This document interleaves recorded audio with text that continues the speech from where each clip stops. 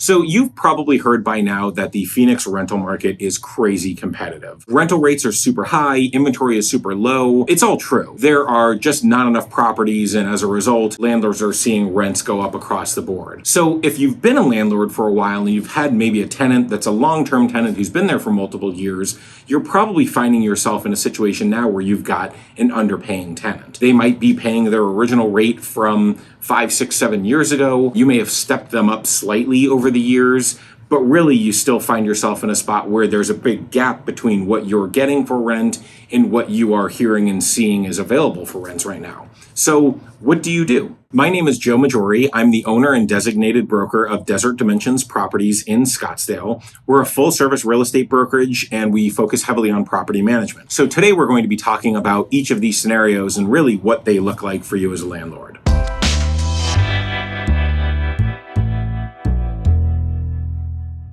As a landlord, you've really got a few options here, and it's important to consider the pros and cons of each one. Really, it's important to know there's nothing wrong with having a underpaying tenant in place if they're a good tenant. So option one is you keep them. You keep them at a reduced rate, close to what they're paying. Maybe you step them up slightly, but everybody's kind of on the same page that you understand you're charging them less than you could be getting in order to keep a good tenant in place. You could step them up more significantly. That would be another option. That's a scenario where you're saying to them, look, I am looking to bring this number up.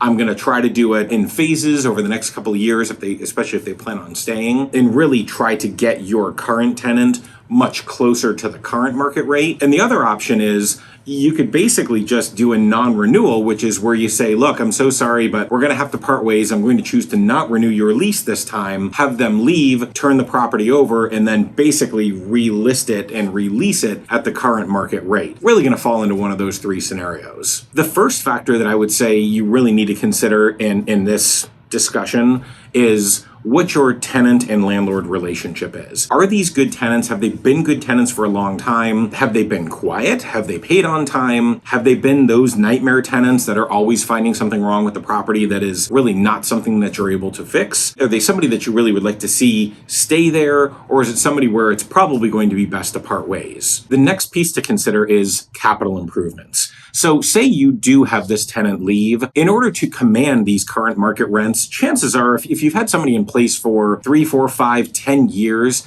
when they leave, you're going to have a pretty significant capital expense with the property. So that's things like carpets, paint. It might be time to change out appliances. Maybe you've got a clunky old air conditioning. You've got things where if that tenant leaves and you've got a new tenant coming in paying top dollar, they're going to be expecting a top dollar property. So really, as you're thinking about whether or not to keep somebody, you want to think about what your options are going to look like if they go. Do you have the funds to put $5,000, $10,000+ into capital improvements to get a property that's tip-top shape that can get those top rents? You're also going to want to consider having an increased risk with new tenants. So if you've got somebody who's a long-term tenant who's been there for quite a while and really intends to stay for a while, and you have that person go, chances are you're going to get yourself into a situation where you've got a tenant that comes in for a year and maybe moves on, and then another tenant that comes in for a year and moves on. And that's not a bad thing, but there is a risk to landlords, especially smaller independent landlords who are not planning on the expenses associated with turnover. You know, when people are coming in and they're paying that top dollar,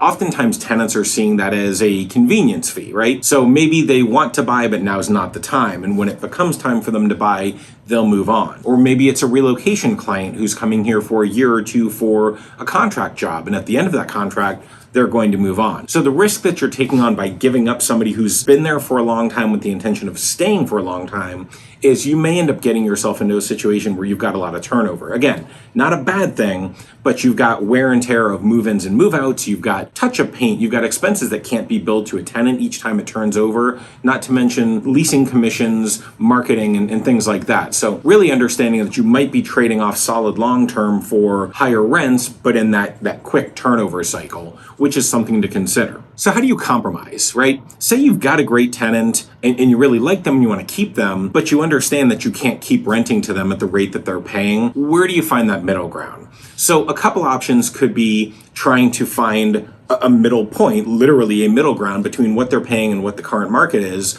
bump them up, it's cheaper than what they could get elsewhere. It's more than what you've been getting, and you kind of find this nice place to settle on. You could also combine something like that middle ground with maybe adding in some upgrades for those tenants. Maybe it does have a clunky air conditioning or really dated appliances, and you say, look, tenant, I love you. I'd like to keep you here. Why don't we renew you at this middle ground, and in exchange for you paying a little bit more every month, I'll go ahead and upgrade that air conditioning, or I'll go ahead and change out that appliance package. Something where you're kind of giving everybody something. If that tenant stays for another couple of years and then moves on, you've still gotten the benefit of getting that higher rent for the past few years, but now you've got a property that's already got these upgraded appliances or this upgraded air conditioning. Maybe you did new carpets for them. Maybe you clean the carpets. That's something that we do very often, where we say, hey, in exchange for, you coming up to market rent, get the carpets cleaned, stretched out, things that are really not a big expense for a landlord, but can really make a tenant feel like they're getting something for that extra money that they're spending.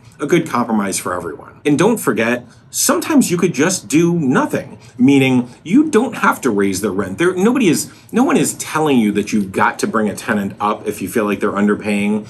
Again, that first option, you can keep them in place and you can keep the status quo. That's not necessarily a bad thing. It's one of those things where as long as it's a conscious decision, it's okay.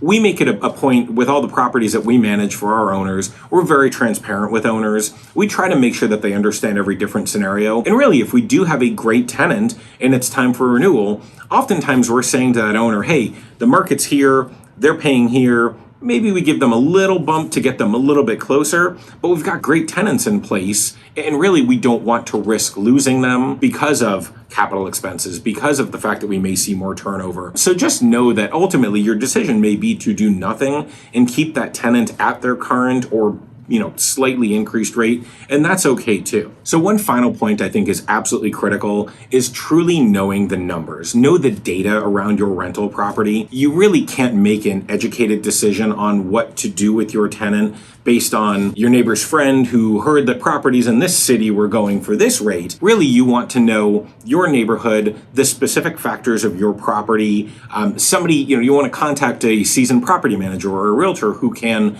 give you the advantage of that data, being able to look at everything and make fine-tuned adjustments based on your property and what it's likely to command in today's market. Or maybe it's time to sell. Maybe you've decided that you no longer want to be a landlord. Things are too complicated. You never really intended on having a long-term rental property, but it was something you did as part of your own relocation.